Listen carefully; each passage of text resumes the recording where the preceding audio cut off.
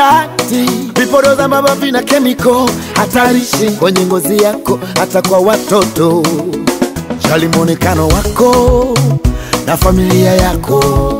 Tunapatikana kote nchi nzima, kwenye maduka yote ya vipodozi na pharmacy.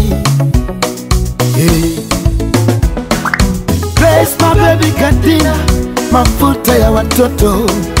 Grace avocado kwa nywele lika zote. Grace hebo shampoo, tumia sawa sawa. Grace gari tunayo, honey lotion tunayo. Grace sawa sawa lotion, Grace sawa sawa so. Jipatie bidhaa bora kutoka Grace Product. Sawa sawa sawa sawa sawa sawa sawa sawa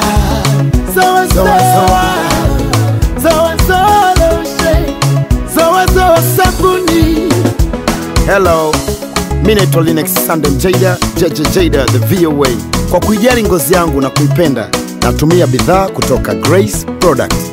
Na kwa kuwa pia naipenda familia yangu na nyinyi rafiki zangu, kwa hiyo nawahusia tumieni bidhaa bora kabisa kutoka Grace Product. Zoa Zoa ndio habari ya mjini. Wow. Karibu tena katika kipindi chako, kipindi kipendacho, kipindi cha Grace na asili yangu. Naitwa Mama wa Neema. Dr. Elizabeth Kilili ni mkurugenzi mtendaji wa Grace Products Limited. Kama kawaida, kipindi hichi kinaletwa kwako kwa udhamini mkubwa wa Grace Products Limited. Tukumbuke kwamba wiki iliyopita tulikuwa na Dr. Loja. Dr. Loja ameelezea kwa kirefu sana kuhusiana na madhara ya vipodozi vya ambatosumu ambavyo baadaye vinaletelezea kuondoka nywele, kupata allergy ya ngozi, lakini hatukuweza kufikia kwenye swala la fungus, kwa sababu nilikuwa nimemuuliza maswali matatu kuhusiana na allergy, fungus pamoja na nywele kuondoka. Lakini leo hebu tukapate kumsikiliza kwa nini tunaingia paka kwenye fungus kuhusiana na hivi vipodozi vya ambatosumu. Dr. Loja. Watazamaji wangu najua wamefurahi sana na wamefurahia sana kipindi kilichopita, na wanasema wanashukuru sana kwa kutoa muda wako na kuja kuwaelimisha, kwa sababu watu wanatamani sana kupata elimu hii lakini hawana pa kuipata, lakini wanadai kwamba wangekuwa wameipata elimu hii mwanzo. Na sidhani kama leo kuna mtu angeweza kutumia vipodozi vya ambatosumu. Lakini tayari tatizo limeshatokea. Tuko huko, tulikuwa huko ndani ya tatizo. Lakini the way unavyotufundisha tunaanza kuelewa taratibu. Kwa hiyo sisi wenyewe tunachukua hatua na kutoka kwenye vipodozi vya ambatosumu. Wiki iliyopita hatukuweza kuzungumzia kwa swala la fungus kuhusiana na vipodozi vya ambatosumu. Ni kweli. Kwenye wiki iliyopita unajua pia hivi vipindi vina muda. Kitu ambacho tunapaswa kufahamu, vipindi vina muda. Kwa hiyo tulikuwa kidogo nyuma ya muda tukashindwa kwenda na ndio maana pia tumeona ni bora tukaendelea kwenye upande huo. Ni kweli kwenye fungus vipodozi pia vinahusika. Na vinahusika kwa sababu gani? Kwa sababu ya kwamba kimsingi ngozi zina seli walinzi. Labda hapo Dr. unataka kuzungumzia fungus zetu. Maana kuna fungus za sehemu nyingi. Ni kweli. Kwa hiyo utagusa kote vipodozi jinsi vinavyoathiri kutuletea fungus. Nitagusa kote. Kitu ambacho hapa nataka nianze, sawa? Ningeanza na ngozi. Fungus ni kweli wako wa aina nyingi na wana majina ya kitaalamu. Sawa? Wako wa aina nyingi, lakini ningependa tuibebe fungus tu kama fungus kwa sababu tunakutana na Watanzania ambao lugha yetu ni Kiswahili, ambao Kiswahili tunaita ni fungus either ya ngozi, sawa, fungus ya miguu, sawa, fungus inaweza kukaa kwenye matiti, sawa, fungus inaweza kukaa kwenye koo, fungus inaweza kukaa sehemu yoyote ile, sawa. Na matokeo ya fungus kuna sababu nyingi mtu kupata fungus. Lakini kwa sababu sisi tunazungumzia madhara ambayo yanaweza yakatokana na utumiaji wa vipodozi vya ambatosumu kwenye fungus, kitu ambacho watu wanapaswa kufahamu ni kwamba mfumo mwili wa mwanadamu jinsi ulivyoumbwa, sawa, Mungu ameutengenezea seli walinzi, seli za kukinga. Zipo ambazo zinapatikana ndani ya mwili, zipo ambazo zinapatikana nje ya mwili. Sawa? Hizi seli walinzi kwa maana ya kwamba kuna vijidudu rafiki, yani bakteria, lakini ni rafiki na mazingira fulani. Nini kinatokea? Kinachotokea aina fulani ya bakteria ukiwabadilishia mazingira nao wanakubadilikia. Sawa? Wanakuletea ugonjwa. Sawa? Aina fulani ya bakteria ukiwabadilishia mazingira, basi unawapa nafasi watu wengine pia nao kuingia ambao ni kina fungus. Kwa hiyo sasa hiyo tuibebe kwenye sehemu hiyo. Kwa hiyo kinachotokea kwenye vipodozi, unapotumia vipodozi vikali sana ama sabuni kali sana, kuna yale strong antibiotic, strong soap antibiotic, yale makali kweli. Sawa, unatumia mtu sabuni kali kiasi kwamba inakwenda inaua wale bakteria rafiki, labda tuseme kwenye mguu. Sawa? Inaenda inaua bakteria rafiki wale kwenye mguu. Na kwa sababu fungus pia inahitaji unyevu. Kitu ambacho tunapaswa kuelewa, fungus mara nyingi sana inahitaji unyevu. Huwezi kuiona inaota juu ya ngozi. Sehemu ambayo hapana unyevu. Sawa, lakini utakuta sehemu ambazo zinaweza katikati ya vidole, kwenye kucha, chini ya vidole, sawa, kwenye 18 sehemu ambazo zinaweza zikatengeneza unyevu kwa rahisi, basi na wao wanafanya nini? Wanaota. Lakini wameota tu kwa sababu gani? Kwa sababu zamani kulikuwa kuna bakteria rafiki. Kulikuwa kuna seli rafiki ambazo zinakinga sehemu ile hata kama kuna unyevu. Lakini fungus wasifanye nini? Wasimee sehemu ile kwa sababu ya yule askari salama. Lakini kutokana umemuingizia kemikali, askari yule sasa amekuwa wa vita sasa. Matokeo yake sasa na fungus naye anafanya nini? Anaingilia hapo anafanya nini? Anafanya mabadiliko. Na kimsingi fungus tulizo tukaiona tukaidharau tu. Si fungus wanaia kwenye kidole, unajikuna. Lakini pale unapojikuna ngozi inakaa wazi, inaweza ikapelekea magonjwa mengine zaidi. Kwa sababu kijidudu chochote kikipata nafasi ya kuingia kwenye damu, sawa, basi kinaweza ikaleta madhara. Kwa hiyo fungus tunaweza tukaichukulia mimi ninajikuna tu, nitaweka hapo poda na vitu kama hivyo. Tukachukulia ni kitu cha kawaida sana, lakini kumbe hapana. Kinahatarisha vitu vingine. Na ukitaka kuona hicho kitu, wengi wetu unaweza kukuta labda tulishawahi kupata kidonda mguuni. Unapata kidonda kwenye mguu, lakini unakuta unavimba hapa mtoki. Sawa? Ile ina maana gani? Ina maana ya kwamba sehemu ile ya ngozi ambayo iko wazi imepitisha aina fulani ya vijidudu. Sawa, lakini kwa sababu mwili ule unaona kama mtoki, mwili umeumbiwa kwa lugha rahisi tuseme machujio.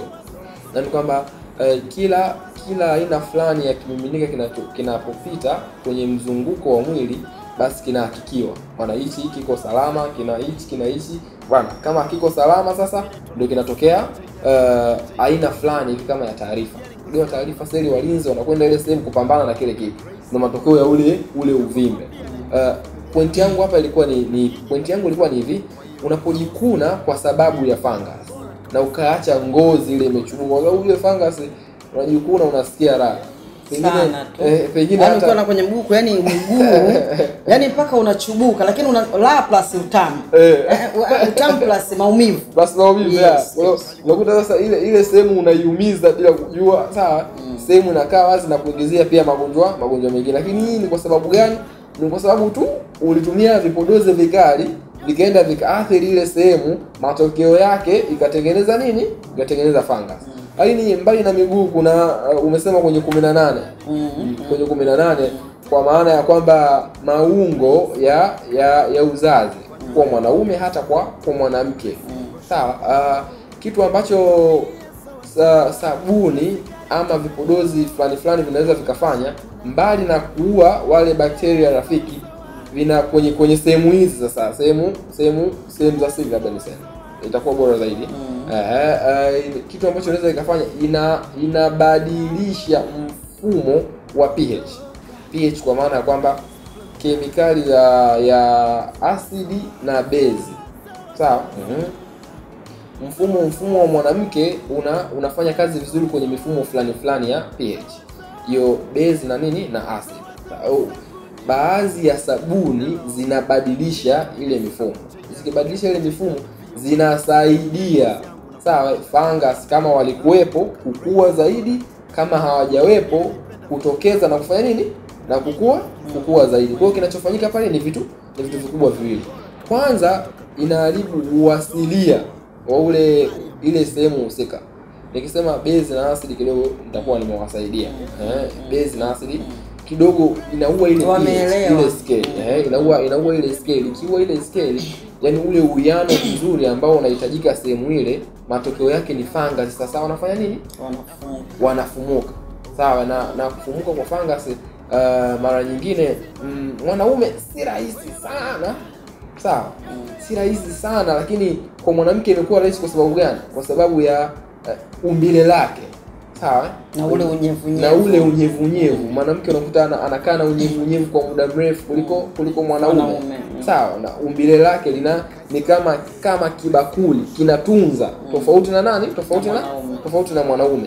Kwa umbile la mwanamke linamweka pia kwenye hatari kubwa zaidi ya kupata magonjwa ya aina hiyo, hata UTI. Sawa, lakini na watu wengi UTI imekuwa UTI. Mtu anakunywa dawa dokta apone, mtu anakunywa dawa anakwambia hizi fungus nini hazijawahi kuisha. Ni kweli. Kwa hiyo kumbe shida ni sisi wenyewe. Kwa hiyo kwenye hilo pia nataka niongezee tena hapo. Sawa, ili uepukane na UTI, angalia pia na mifumo yako ya kujisafisha. Sawa? Angalia na mifumo yako ya kujisafisha. Kama unatumia sabuni, chunguza sabuni gani huwa unaitumia kujisafisha. Sawa, kama wanafanyaga yale mabubble wash. Sijui niwekeje Kiswahili. Ushakutana na ile kitu inaitwa bubble wash. Haina fulani kama ya shampoo. Ule unaingia kwenye manini ya majakuzi. Na vitu kama hivyo. Angalia content za mule ndani. Sawa? Ni rafiki kwenye mifumo yako ya kimaumbile. Sawa? Kwa sababu tunakutana na kesi nyingi sana. Sawa? Mtu unamtibu fungus leo, kesho amerudi nayo. Unamtibu fungus kesho kutwa, amerudi nayo tena. Sawa? Sababu za fungus kwa zipo nyingi. Na kimsingi kwa upande wa kibiolojia, fungus pia inahesabiwa kama ugonjwa wa zinaa. Fungus pia inahesabiwa kama ugonjwa wa zinaa. Unaweza kupata fungus kutokana na mtu mwenye fungus. Lakini pia kwa mwanamke kuna mazingira, ndio haya tunayozungumzia sasa hivi. Vipo dozi, sabuni kali, sawa, zinasababisha makali yanasababisha kuharibu ule urafiki wa sehemu husika, na matokeo yake kuta mtu anakuza fungus kwa kiasi kikubwa sana. Kwa hiyo mimi nadhani nitoe rai. Ningependa tuwe wachaguzi wazuri. Tuwe wachaguzi wazuri sana kwenye sabuni ambazo tunazitumia kuogea. Zipo sabuni natural. Mimi binafsi natumia zoazoa. Sije akasema kidogo hapa nimetoa na kakiki. Lakini hujatoa kwa sababu dokta siku ya kwanza naongea na wewe. Uso wako pia ukua hiyo. Ongea tu kweli dokta, au tulete picha ya kwanza hapa. Lakini ulikuja mwenyewe ukasema yani kwa kweli sabuni ni kiboko. Kwa hiyo uongee kitu cha uongo, na ndio maana leo umehamasika kuja kufundisha hili somo la kwa nini mtu usitumie podozi vya pata sumu, kwa sababu unajua madhara yake yakoje. Umetumia vya asili, umeona ulivyopendeza nawe kwenye ngozi yako. Na kitu ambacho mimi napaswa kuwafahamisha watazamaji, mimi ningeweza kusimama upande wa shuhuda kama mtu ambaye anashuhudia kwamba kweli mimi pia nimetumia zoazoa. Sawa, nimetumia lotion ya zoazoa na ninaona mabadiliko. Sawa, lakini sasa sikutaka kusimama upande huu moja kwa moja. Nimeamua nisimame upande wa mtu ambaye napaswa kukupa elimu kwa sababu na ya elimu yangu pia kama daktari. Kwa hiyo mimi pia nadhani ni bora zaidi kama una nafasi ya kutumia zoazoa utumie zoazoa. Kwa hiyo kitu ambacho kinatumika hapa ni sayansi ya juu kwenye utunzaji mzuri wa vitu asilia. Sawa, ambayo kimsingi ni ile embe, ni ile parachichi ambalo unalipaka na kufanya nini? Na kusaidia mwili kufanya nini? Kufanya kazi zake kwa ufasaha zaidi. Kwa hiyo nirudi kwenye kitu ambacho kwa najaribu kuzungumzia kwenye sabuni. Sawa? Medicated soap ziko nyingi sana sasa hivi. Yaani ukienda dukani ukaangalia shelf ya medicated soap, unaweza kusema hizi nazo ni nini sasa? Ziko nyingi sana. Lakini salama kiasi gani ndio swali. Sawa? Salama kwa kiwango gani? Kwa afya yako inakupa usalama wa kiasi gani? Sawa, kwa hiyo hicho ni kitu ambacho watu tunapaswa kukibeba. Sawa, na tunapokibeba nadhani tunapaswa tufanye choice, tuamue kwenye kutumia vitu asilia.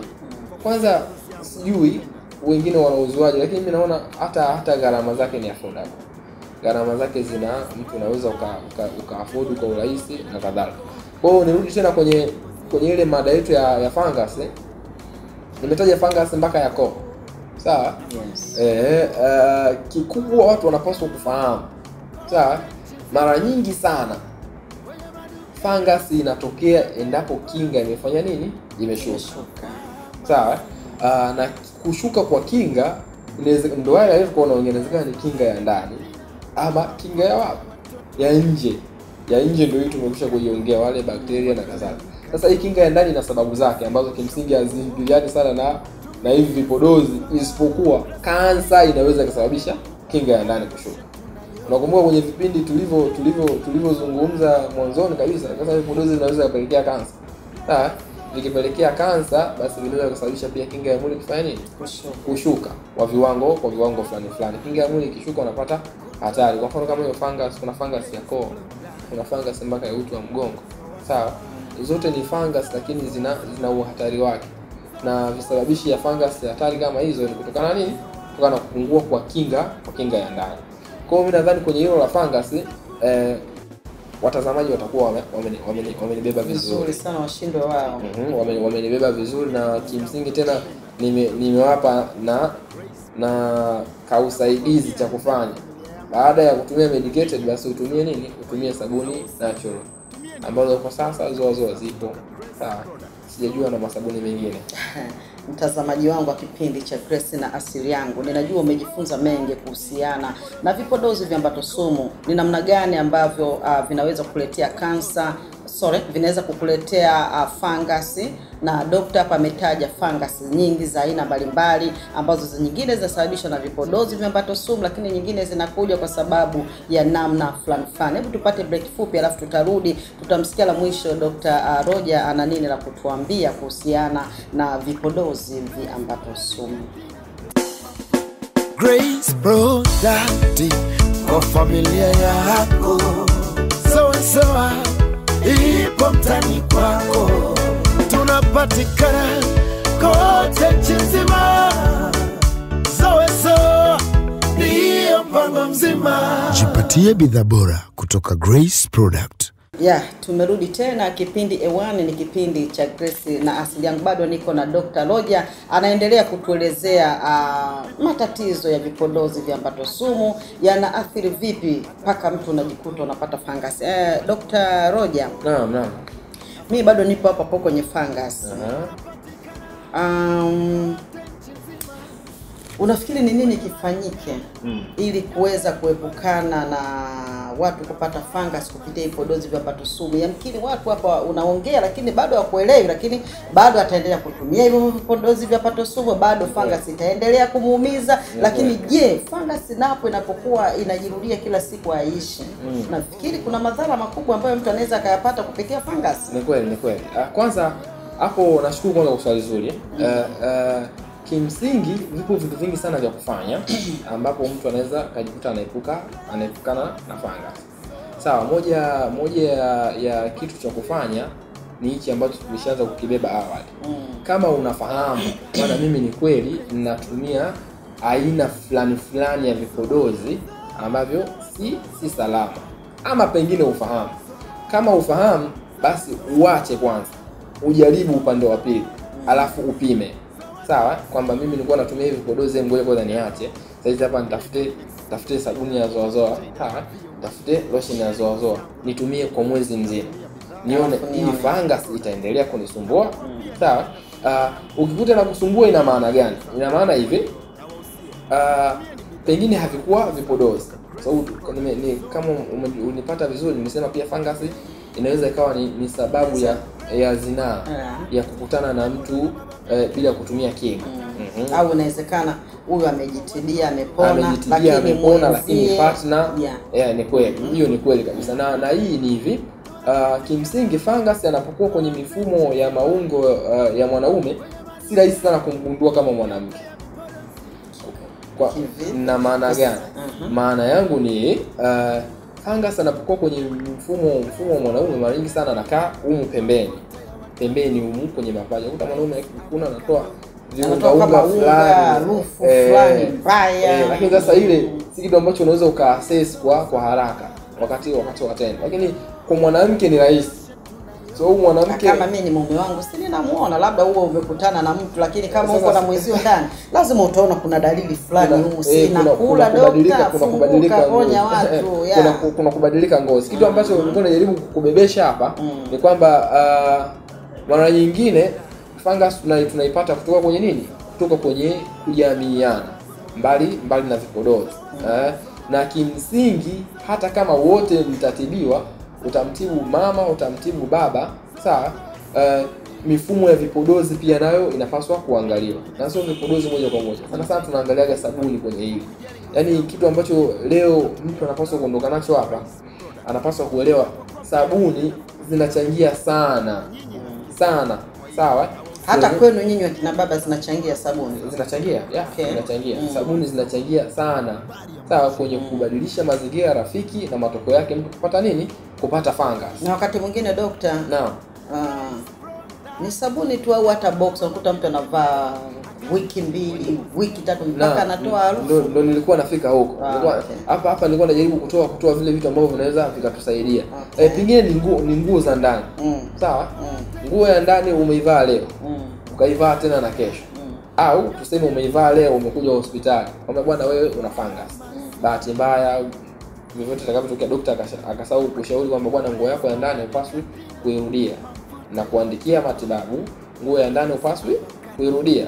Unapoifua hakikisha imekauka, umeianika kwenye jua, sio kwenye kivuli. Sasa tunaoanikaga chooni kwenye madirisha huko. Na kuanika huko basi at least unapotaka kuivaa kama unaweza ukapasi itakuwa bora zaidi. Kwa sababu gani? Tukumbuke tumesema fungus anakuwa kwenye unyevu. Sawa? Fungus anakuwa hata kama umesha kufika kwenye mashamba ambayo wanatengeneza uyoga, ni mashamba ambayo yana kiza. Yana kaina fulani kakiza na kajoto fulani. Kwa hiyo unapofua nguo, sawa ni kweli umefua, lakini ukairudisha, ukaiweka kwenye sehemu yenye kiza, sehemu yenye unyevu, bado kuna uwezekano wa kupata zile molds. Fungus kuendelea kufanya nini? Kukua. Umerudia tena nini? Umerudia. Kwa hiyo labda dokta hapo.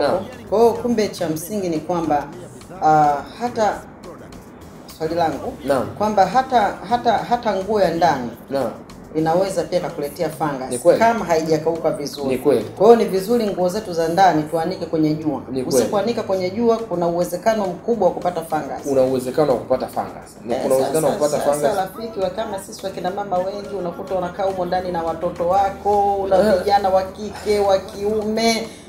Mimi nachukua nguo yangu ndani naenda naanika pale nje, mtoto wangu wa kike wa kiume anaiona. Naam, ndio maana tunaficha chumbani. Hapa nimetoa mbadala. Mbadala kwa maana gani? Kwa maana kwamba kweli umeshindwa kuanika jua naona ile pale ndio chupi anavaaga mama. Hata kama nimenunua jana lakini sidhani kama mtoto wangu wa kiume mkubwa anaona nguo za mama zile. Kitu ambacho najaribu kukupa kama umeshindwa kufanya yote haya, at least basi uipige pasi nguo ya ndani. Hakikisha imekauka vizuri. Sijui nikiweka hivi itakuwa nimeeleweka, kwa sababu wengine tunavaa nguo bado ina nini? Ina unyevu, ina ubichi. Hakikisha nguo imekauka vizuri, na nguo ikikauka vizuri inaeleweka. Hata kama umeianika ndani sehemu ambayo ina kivuli, umeianika leo, sawa, ukivaa kesho asubuhi bado itakuwa ina ubichi fulani. Kianika leo ivae kesho kutwa. Kwa hiyo kumbe bado naweza nikaanika ndani lakini nivae ikiwa imekauka kabisa. Hiyo ndio point ambayo najaribu kukupa.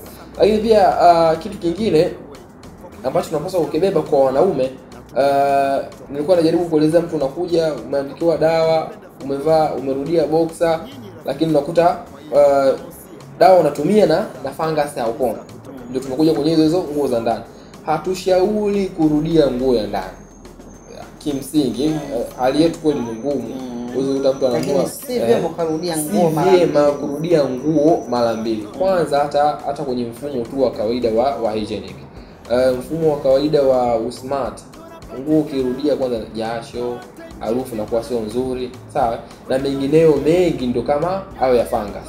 Kwa hiyo tukitoka kwenye mifumo ya nguo, vitu vingine ndio kama madawa, sawa. Kuna baadhi ya madawa ambao unakuta mtu tunayatumia ambayo huwezi kuyataja moja kwa moja, lakini kuna baadhi ya antibiotic makali sana, sawa.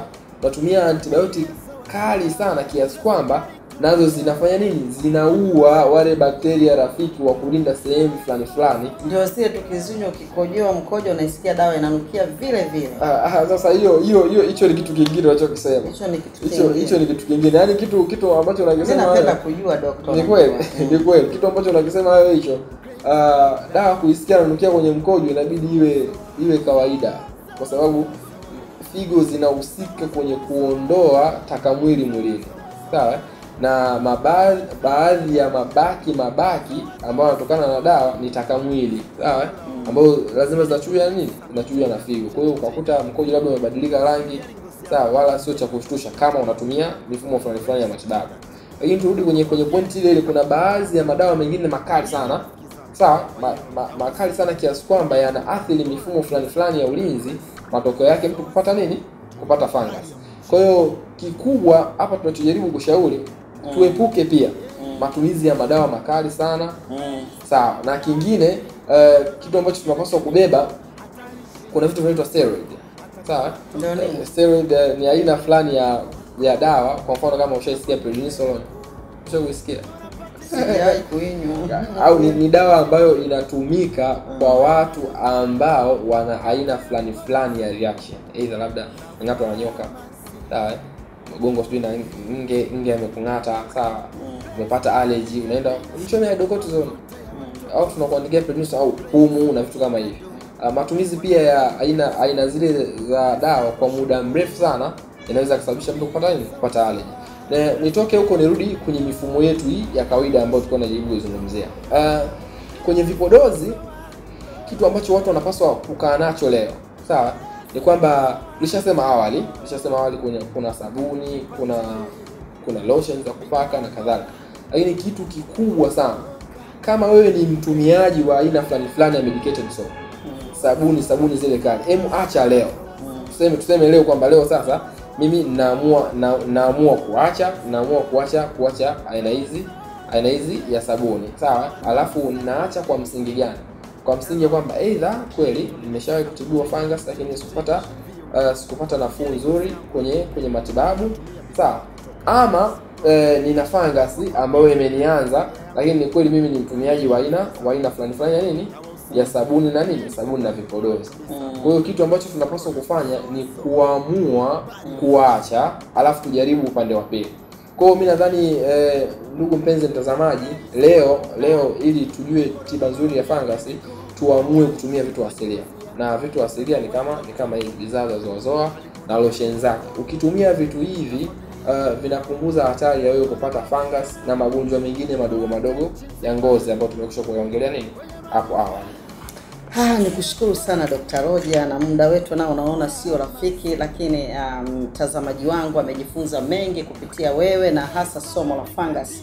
Nafikiri umeliona somo la fungus lina mapana na marefu, lakini nitake nikuambie maamuzi bado unayo wewe. Kama bado unapenda kila siku unaenda hospitali unarudi, umepewa na lalamiko uponi fungus, kumbe wakati mwingine fungus tunajisababishia sisi wenyewe kwa kutumia mavipodozi makali ya viambato sumu ambayo yanakwenda kuua wale wadudu salama, alafu anatuletea askari wa vita. Na huyo askari wa vita unamuona kabisa anafanya vita kweli, hajawahi kushindwa na hataki kushindwa, kwa sababu wewe mwenyewe hujaamua kumuondoa. Unamuondoaje huyo askari wa vita? Achana na vipodozi viambato sumu, tumia vipodozi vya asili. Vipo vipodozi ambavyo vimetengenezwa na mama wa Kitanzania ambaye ametengeneza vipodozi vizuri. Zipo lotion, hapo mafuta, zipo sabuni, zipo shampoo. Ukitumia katika ngozi yako, basi utakuwa umebaki ngozi yako salama pamoja na nywele yako.